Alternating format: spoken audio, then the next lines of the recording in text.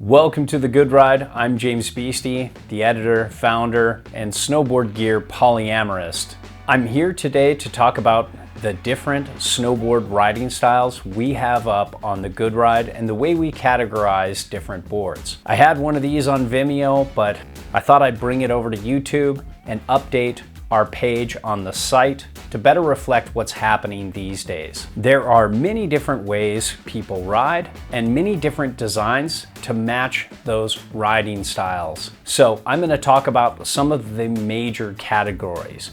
This isn't an exact science, and there are many times where boards sit in between categories. But this is a general guideline to help you understand what we're talking about and where we're coming from when you watch our reviews on The Good Ride. And after riding 800 plus boards, more if you count variations of the same model, I have a pretty good understanding of how boards sit on the spectrum. So hopefully this translates and helps you. So first up, you have the park Freestyle jib board. These live in the park and primarily do best with jibbing. They can hit some small to medium-sized kickers. They can ride pipe okay sometimes, depending on how you tune the edges.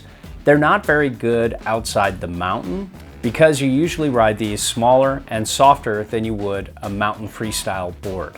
They generally come in a true twin like you'll see here with the Westmark Camber or an asymmetrical twin. Next up, you have the all mountain freestyle board, or what I often call mountain freestyle ride. These mostly come in a true twin or an asymmetrical twin. They have a stiffer flex than the park freestyle jib board, and you ride these in a normal size. These do really well on the mountain with a centered stance, riding regular and switch. They're not very good for setting it back and getting more directional float. If you want to do that, then don't get one of these boards. But if you treat the mountain like a park, you ride switch just as much as you ride regular on groomers and in powder, this is a great fit. Next up is what I call all mountain, aka a one board quiver. If you can only get one board and you like to do a little bit of everything, this is your best solution. I find that I recommend these boards more than just about any other board out there. Now, an all mountain board can be anything from a true twin with setback inserts to slightly directional, to very directional, to even slightly tapered and directional. But there's a common theme here.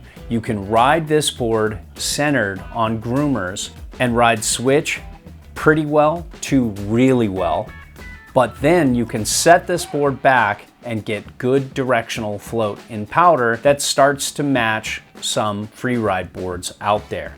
The ability to get easier directional float in powder, which is amazing for average riders like us, and the ability to ride this centered and ride switch on groomers is what makes the all mountain board so versatile. So if you're trying to figure out what your style is, or you're like me and you have lots of different moods. Some days you like to ride switch and centered, other days you want to ride setback and make directional carves, and in powder you want to ride it set back or even ride it centered and try your hand at riding switch in powder, you can do it with this. And that's what makes these boards so special.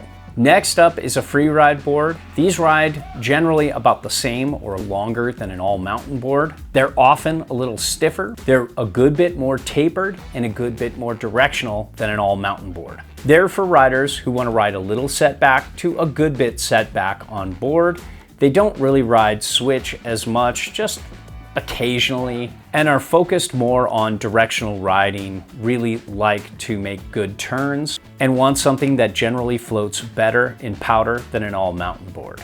Next, we have alternative Freeride, or what's often called short wides, and these are boards that are tapered and directional. These basically do everything a Freeride board does, only in a shorter, wider package. And it's a fun experience. Next up is what I call Snowsurf. These are boards that emulate surfing on snow. As you can see, it's very set back, very tapered generally, very directional. Your stance location is way set back on board. It's very close to the tail, so it emulates what it's like to be on a surfboard. They often have swallowtails, and it's a very different way to approach riding on the mountain.